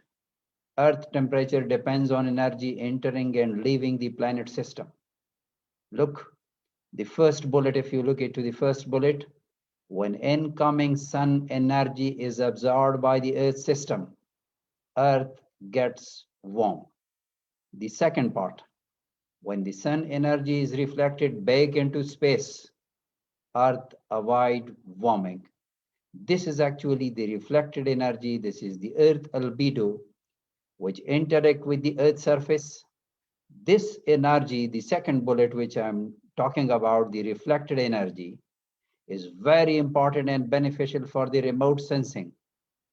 But equally, it is very important for the Earth system. But Earth avoid warming in this particular stage. The last bullet, if you look into the last bullet, when absorbed energy is released back into the space, at the first phase, it gets warms. In the final stage, the Earth cools. Means the absorbed energy is released back to the space. So this is how the electromagnetic spectrum interact with the Earth system. And there is a balancing condition with the Earth system. Now, how this greenhouse effect causes the atmosphere to retain heat is the greenhouse gases emitted from human use system, including the carbon dioxide, methane, nitrous oxide, chlorofluorocarbons, etc., slowing and preventing the loss of heat to space. And it serves as a greenhouse effect. You can see here, making Earth warmer than it would otherwise be. This process is commonly known as the greenhouse effects because it doesn't allow all the longer wavelength energy to return back to the space. That's why it retains the longer wavelength energy and it is returned back to the Earth's surface by that blanket. Now I'm coming to one of the component, one of the most important greenhouse gas. You can see here the carbon dioxide emissions. If you look into the country-wise distribution, what are those countries and how much they are contributing to the atmosphere and they are polluting the atmosphere? You can see here the USA, China, Russia. These three countries combinedly contribute more than half of the total carbon dioxide emission to the atmosphere. Look, only three countries. You can see 22.4%, US, China 18.4%, and then Russia 11.4%. So as a whole, all these three countries contribute more than 50% of the total carbon dioxide emission to the atmosphere. They have addressed all these countries. They are currently working in order to reduce the carbon dioxide emission and other greenhouse gas emission to the atmosphere. They are moving slowly and gradually toward the green energy. But this is the data about the 2005 and how frequently we are entering the pollutant to the atmosphere. If you look into the US contribution of carbon dioxide emission from fossil fuels, base, natural gas, mineral oil, and coal. These are the three fossil fuels. And if you look into the last two bars, one is the transportation, petroleum and mineral oil. It is the major contributors among the fossil fuels, and then the electricity generation, where maximum share belongs to the coal. So you can see here the contribution, and then it is the trillion grams means the billion kilogram equivalent. You can see the unit of these emissions as per 2005 data. It's very important graph showing the increase of temperature, increase of greenhouse gases in the atmosphere, taking these three as an example. One is the carbon dioxide, methane, and nitrous oxide. And the data is of past 2000 years. If you look into the graph at the last, since 1750, means after the Industrial Revolution, there is gradual and rapid rising trend in carbon dioxide, methane, and nitrous oxide. And it is gradually multiplying day by day. So you can see these are some of the greenhouse gases which contribute to the increasing part of the greenhouse gases. So as a result, we have some impacts. So we attribute these impacts to these global warming and rising surface temperature and increase of the greenhouse gases to the atmosphere. There are some impacts associated with the climate change. You can see here, you will find increase or decrease in rainfall. Increase in rainfall, it is directly linked with the humidity and resulting the floods. Decrease in rainfall, it is directly linked with the drought situation. So both the extremes are there and both are attributed to the impact of climate change. Influence agriculture crop yield means early and late rainfall also influence the crop calendar and the agricultural yield. It affects the human health, obviously. Large number of people depend on surface water, and this climate change brings changes in the water availability. You can see the four bullet. It is the cause changes to the forest and other ecosystem, even impact our energy supply chain, then increase in temperature and bringing the heat waves, which leads to the drought situation as well. And then the last bullet, you can see the cyclones and storm generations, because the uncertainty is generated by the local climatic condition and the regional climatic conditions, which trigger the cyclones and storm situations. So it is occurring in the regional level and at the global level as well. Let me discuss some of the key areas with respect to the climate, extreme weather events in Pakistan. Let me quote some of the examples. Ever highest and lowest temperature, heaviest rainfall and flooding. It has been recorded during past 2 decades. And the climate scientists attribute these changes to the changing climate scenario in the region. The second bullet, ever highest temperature recorded in Pakistan is 53.5 degrees Celsius. It's too high, never been recorded earlier.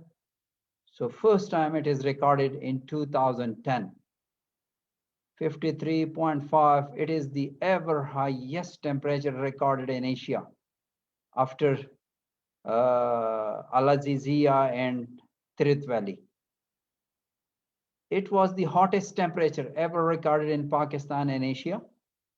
The highest rainfall you can see here, it is recorded in Islamabad on 23rd July 2001, means 620 millimeter rainfall is recorded just in 10 hours. So it generated flash floods in Nalalai. Huge damages it was recorded. And after that, the government of Japan installed in the catchment area of this Nalalai flood forecasting and early warning system. Then the last bullet, you can see the heaviest rainfall in Islamabad in past 100 years. So means this uncertainty is recorded. Means in 2000, the entire country it came under the influence of drought situation. You can see almost all the country it came under the influence of this drought situation. Severe drought is also there, you can see. And all along the Indus Plain, you can see the moderate drought it was recorded. But those area which was beyond the catchment area of Indus River system, it was severely influenced by this drought situation. It was not the end of the situation. Rather, the surface, it was dry because it is water which keep and compact the soil surface. And if there is continuous release of humidity from soil, what happens? The material gets loose and ultimately it triggers the dust storms. So you can see here the dust storm over the entire western part of the country, including the Indian part. You can see here in the satellite image, the Indian Punjab and Pakistan, the part of the Punjab province, it came under the heavy, intense dust storm. It was not the end. But in 2007, you can see here, at the bottom, you can see here the image of May 18, 2007. And on the top, you can see June 10, 2007. In June 2010, you can see here most of the barren surfaces where the heat wave of 2007 it was recorded, means the intense temperature it was recorded over the barren surfaces. Heat wave hazard distribution in terms of the 5 years return period. You can see here almost the entire Punjab and Sindh province has been fall under the high heat wave hazard. So means this area is very much exposed to the high heat wave hazard. What happens in 2010? You can see here in the south central part of Pakistan, the country hit by a heat wave in May 30, 2010. You can see this image showing the distribution of heat wave, where this south central part of the country, here is Manjudaro mid station, where 53.5 degrees centigrade temperature it was recorded. And this is actually the extension you can see here in India. In this region is also called as Rajasthan.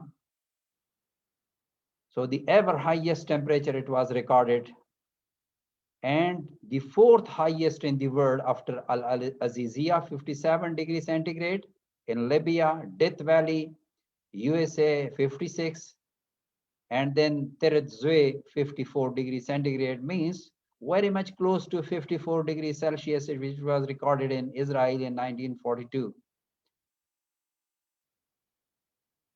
It was not the end of the story. You can see here a frequently recorded 50 degree or more than 50 degrees centigrade temperature it was recorded. You can see here at Mohenjo-daro, at Larkana, means the central part, south central part of the country. It came under the influence where the ever highest temperature it was recorded. You cannot imagine the 50 degrees centigrade temperature. I will link this temperature with the humidity, and then we will discuss the heat waves. So for the geographers, these are some of the areas which need to be further explored. One is the geographic shift, change in area of suitability, seasonal shift, and then extreme events like micro level and then the macro level.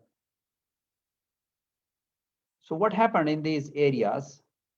This is the overall rainfall, which is recorded at the country level. The first bar graph showing the rainfall, the average rainfall, monthly rainfall from 1961 to 1990. The second bar graph shows 1991 to 2010, means the 20 years average. And then the last bar you can see of 2010 to 2020. Excuse me. So you can see here, excuse me.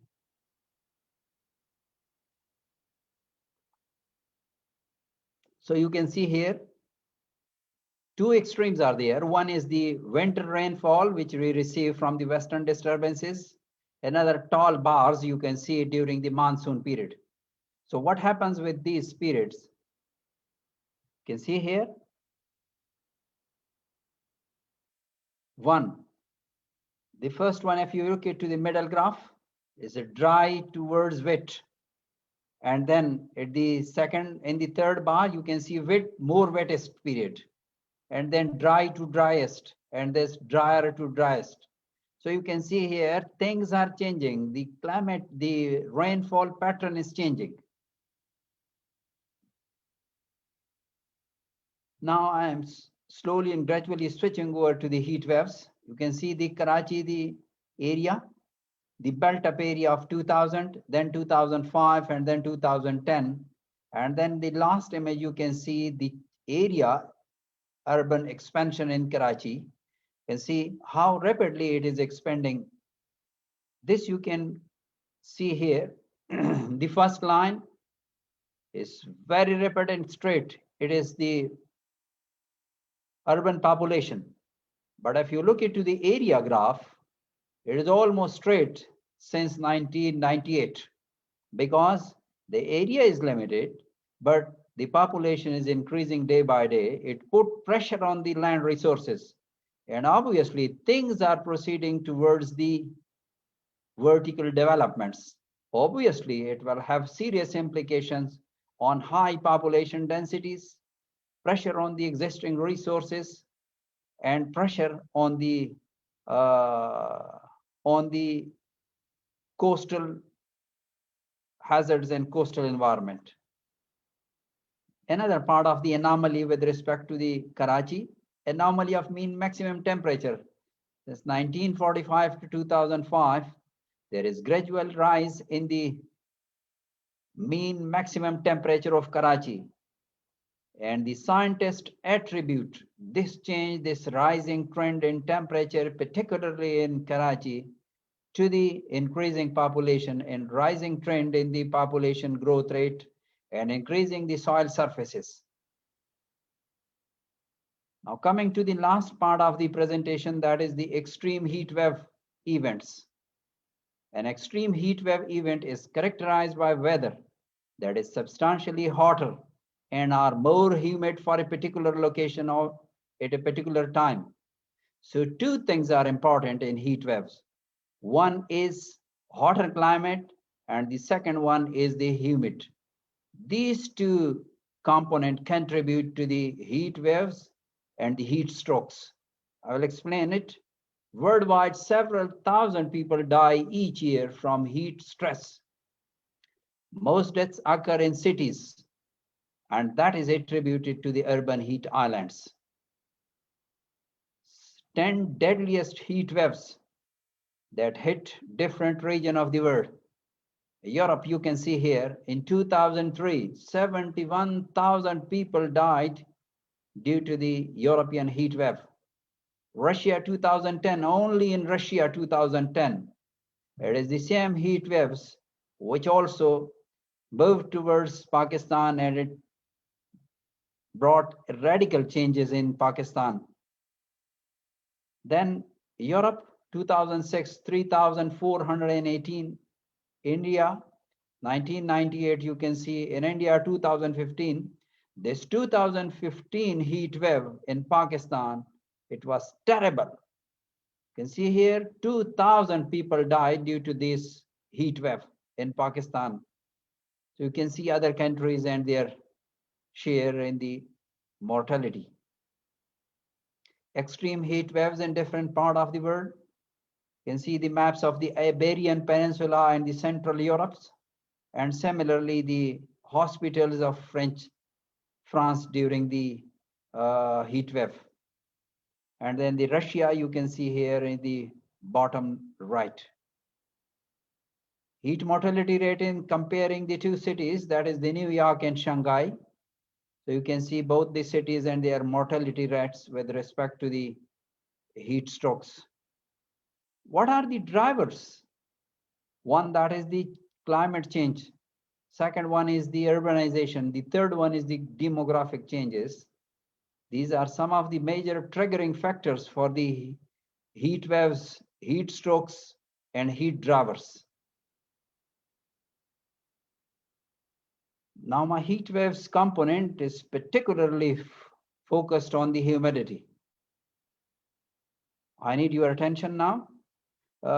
Relative humidity is the amount of water vapor present in the air in comparison to what if the air was saturated or saturated level of the water vapor. In climate change, the number of days with high relative humidity is increasing. A high humidity makes it more difficult to sweat, to evaporate off the skin, which is one of the main mechanisms the body uses to cool itself. Let me explain this part first, and then we will switch over to the next index of the heat stroke. Actually, the humidity, which is present in the relative humidity, with respect to the total carrying capacity of the atmosphere, what happens? When body heat up, what happens? The body releases water vapors, they releases humidity, means there is movement of humidity from body to the atmosphere. But when the atmosphere is more saturated, more humidity is there. So there will be no sweating, there will be no humidity from the body. So this sweating, it is actually the cooling mechanism in the body. It cools down the human body. Human body itself, it has a cooling mechanism. When your body heat up, what happens? Your body releases humidity. This humidity cool down the body. But if the outside means the atmospheric humidity is more than the body humidity, what will happen? The body will heat up and there will be no release of humidity to the atmosphere. So when there is no release, there is movement, no movement of humidity to the atmosphere, obviously the body will heat up. What will happen? The effects will be the heat stroke. So whenever there is heat stroke to anybody, the first response should be to keep the body in shadow, to shift the body to the shady area, to provide and cool down the body, either by water. Do not try to provide water at that time if the person is senseless, unconscious. Otherwise, it will block and it will directly go to the what you call it, the respiratory system. It will block. So no need to provide water at that time when a person is senseless. If a person is conscious, then you can provide water, means energy drink. So this is actually happening in our system. So this is urban heat islands. You can see here high temperature in urban areas. So you can see the diagram at the lower part of the slide. You can see the diagram, the rural areas, the skyscrapers, wherever you find the more built up areas, you can see the graph. More peaks are there, high peaks are there because of the skyscrapers and multi-story buildings and the more concrete surfaces. Urban heat islands for a city of 1 million people, this phenomena can increase temperature from 1 degree Celsius to 3 degrees centigrade. This I need to explain. It's very important one, and I need your attention here. It's very, very important one for everybody is an awareness. The heat index is there. On the one side, you have the air temperature. On the other side, there is relative humidity, means the humidity. There is one part which is white in color, the other is red in color, and the other one is extreme danger zone. When extreme danger zone starts, when danger zone starts, you can see here, air temperature is written on the y-axis. You can see here on the y-axis, parallel to that, the first column you can see here, it starts from 27 degrees Celsius to as far as 43 degrees Celsius. It doesn't reach to 50. You can see here only up to 43 degrees Celsius temperature. But when danger zone starts, you can see here on the very first column, close to the air temperature bar, air temperature unit where it is written, if the temperature is 30 degrees Celsius, go parallel to that, means following the row.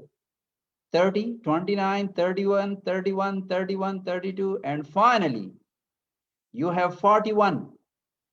This 41, what is this 41? This 41 is, you can see here your humidity. How much humidity is there? 41 humidity is there. So where you will fall it means you are entering into the danger zone. So mean you'll be here, you can see here the 41 relative humidity plus only 30 degrees Celsius temperature is sufficient to put you in danger. So again, you can see here extreme danger zone. You can see here 56 is the relative humidity and the temperature is only 33. So means this relative humidity is very important one. Obviously, if we look into temperature in Peshawar, it is 50 degrees centigrade temperature, but the humidity is very, very low. So there is no danger of the heat stroke. So you can see here, this is very important heat index.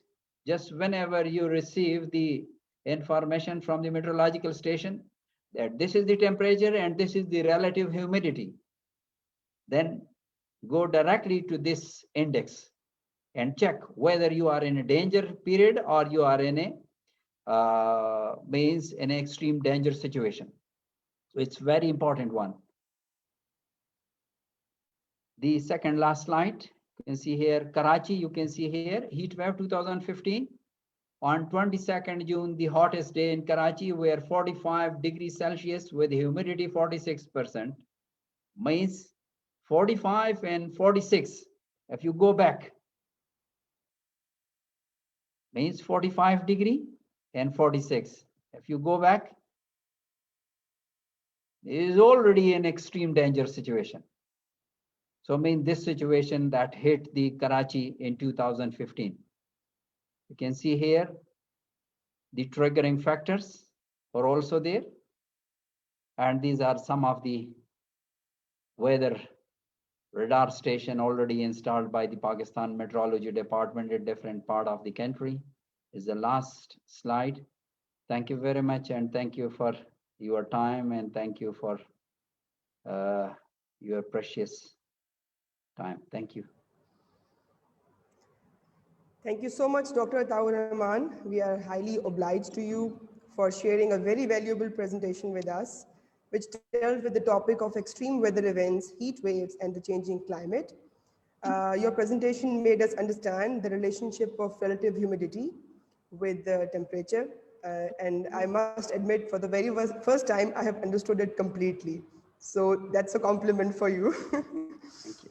And your topic was on one of the very major impacts of climate change we are witnessing, and it is easily understood by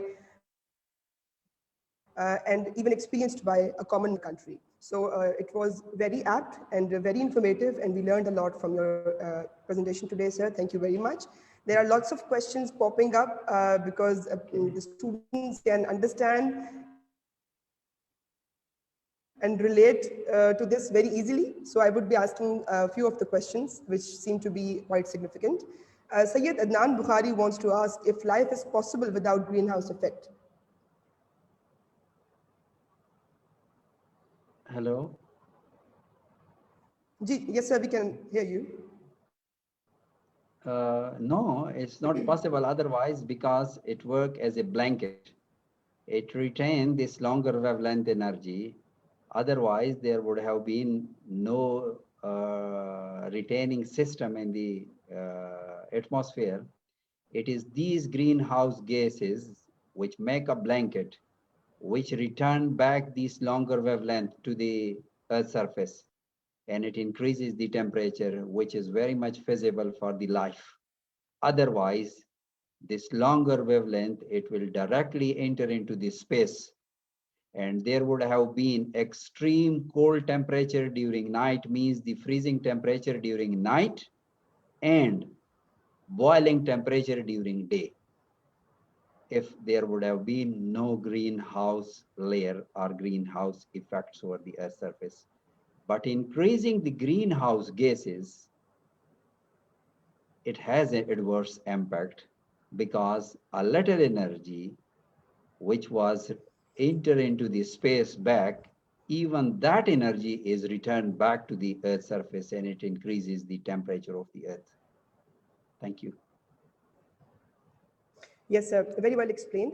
So Fatma Tariq is mentioning that almost 1,200 people have died due to heat waves in Karachi in the past. And it was a natural disaster. However, it was exacerbated by the human-led mistakes as well. So what's the plan now to combat this heat wave that we would be experiencing this year or for many years to come? What can a layman do in his domain to reduce the impacts of heat waves? Yes, very important question, not only for the geographers, but for the general masses as well. Let me quote one example from Japan, and then I will come back to the question answers part. In Japan in 1970, they have land use regulations. The area which was under built-up area in 1970 means the area which was devoted to urban area, even the same boundary is followed today. So the population is increasing from 1970 onward, but what they did, they demolished the single-story buildings within the boundary of the urban areas, and they built the multi-story buildings in order to provide the shelter to the growing population. So they are not going horizontally, rather they are switching over to the vertical growth. So this is one part. Now, what they are doing with the forest area, what they are doing with the agricultural land. The area which was designated as agricultural land and the forest area, even today, they have the same agricultural land. We are gradually losing our agricultural land. We are gradually losing our forest area. But the area which was designated, declared in 1970 as agricultural land, even the same area they have today. The forest area, what they are doing with the forest area under the forest conservation, the forests are making thicker and thicker, more dense and luxuriant growth of vegetation cover in the forest area. So means such kind of regulation we need to implement in our system. The government of Khyber Pakhtunkhwa, they already moved to the Land Use Regulation Act. They already submitted to the Provincial Assembly. And I do hope very soon it will be passed by the Provincial Assembly. And anybody who convert the agricultural land into built-up area, they have to take prior permission from the planning authority. Means the planning authority will issue no objection certificate. So things are going towards the right direction, but it is time to be implemented across the country. Looking towards the Karachi scenario and the heat waves, similarly, you cannot stop this situation. Obviously, you can respond. How you can respond? Whenever you receive the meteorological instructions, means the temperature and the relative humidity, look into this index, and please do not go outside the house. Stay in shady area, stay indoors, and more energy drinks and drinks is required in order to keep your body cool. Otherwise, similarly, if you find some poor people, they will be there in the outdoor because they have no other options but to go outside and to fulfill the needs of their families. So now, whenever you see some people, please go there and respond for that. And similarly, you can provide some policy guideline to the Karachi development authorities to increase the greeneries. Because in Karachi and the coastal areas, we have recently conducted a study that the mangrove forest, it was lost almost. But since 2010, the area they are bringing back under the mangrove forest. So this is the only green areas in the coastal environment which can increase, which can be increased, which can be brought under the green environment. So you can to some extent respond in such a way as well. So these are some of my submissions. Thank you. Very well explained, Dr. Taur Rahman. Ms. Asia Yusuf wishes to ask a similar questions. What is the best outdoor cooling mechanism for the areas or the cities that are under intense urban heat island effect? Yes, usually as a student of disaster management, I would like to recommend to keep your cool towel on the top of your head, protect your head. You have seen the desert population in the cultural adaptations. They put white color turban on their head. Why they put this white color? Why not other dark color? Because it is more reflecting to the electromagnetic spectrum. So that's why it keep their head cool. So that's why prefer even in dress this light color and put some shade on your head as well to protect yourself. More water you must have anytime you are moving outside. You must have storage of water. You must have a bottle of water, not only for yourself, but the people who are most vulnerable and exposed to this disaster. Thank you. Thank you so much, Dr. Taur Rahman. It was indeed a pleasure to have you with us, and it was a very informative session by you. And the students, I think, have learned a lot from this valuable presentation as well. Thank you. So Jazakallah for being a part of this event, sir. We are really obliged. Thank you, Jazakallah. Dear audience, with great regret, I would like to share. Jazakallah, sir. So, dear audience, with great regret, I would like to share that Director General Meteorological Office, Mr. Riaz Khan, due to his urgent official engagement, won't be able to join us today, which means Dr. Taur Rahman's valuable presentation was the last one for the day. Now I would like to invite Dr. Aisha Faisal, in charge Geography Department, Lahore College of University, to kindly share a few words about today's webinar that we have hosted today in our campus. Dr. Aisha Faisal. Assalamu alaikum. Thank you very much, Dr. Nausheen. It was a wonderful session, no doubt. We have learned so many things, but officially I will also like to thank all the esteemed speakers, especially Dr. Jamil Kazmi from Karachi, Dr. Safdar Ali Shirazi from Lahore, Dr. Ataur Rahman from Peshawar, and our lovely, beautiful Chinese friend. Thank you so much for providing the knowledge about this special occasion, which was the World Meteorological Day, to commemorate the World Meteorological Day. I'm also very grateful to our worthy Vice Chancellor, Dr. Bushra Mirza, and respected Dean for providing us this opportunity to highlight the importance of the meteorological phenomena. Of course, it will highlight the importance or significance of the topic and compel the audience to think in this perspective. As we, the human beings, are utilizing the resources of planet Earth, so it is our sole responsibility to think about these resources in a smart way for the sustainability. Indeed, the shared information will help us to understand the link between climate, weather, and ocean. So I am also thankful to the Chinese friend also to highlight the influence on the ecosystem services, influence of the climate change on the ecosystem services. This was a new pattern or the dimension on which we can think for the further development. At the end, I would also like to say, study nature, love nature, stay close to nature. It will never fail. Happy belated World Meteorological Day. Thank you so much.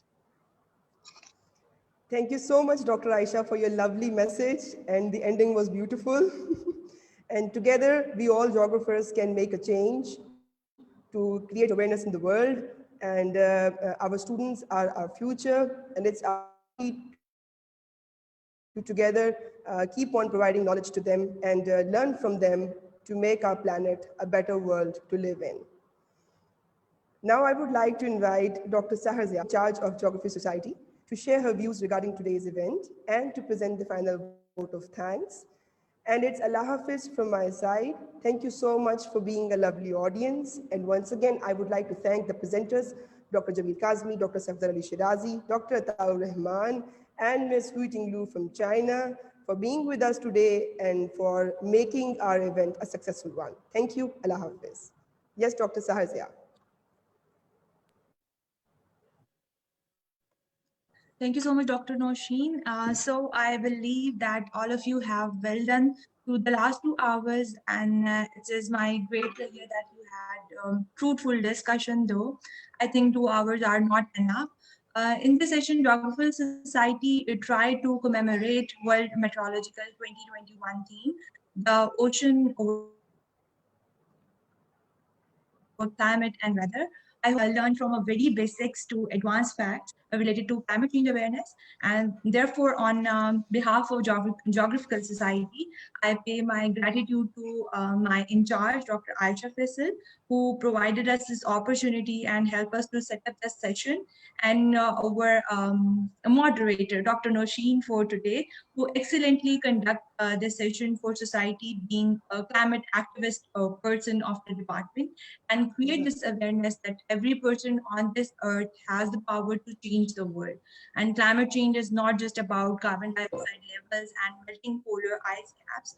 It is about our contribution at individual level to ensure public health and protecting our earth for future generations. So the society will inshallah set up such series of sessions to spread geographical knowledge with the help of the cooperation of our experts like Dr. Chirazi, Dr. Jamil Kazmi, Dr. Ataur Rahman, and Hyung-Ting Lu from China. Thank you so much for being here with us today. Thank you.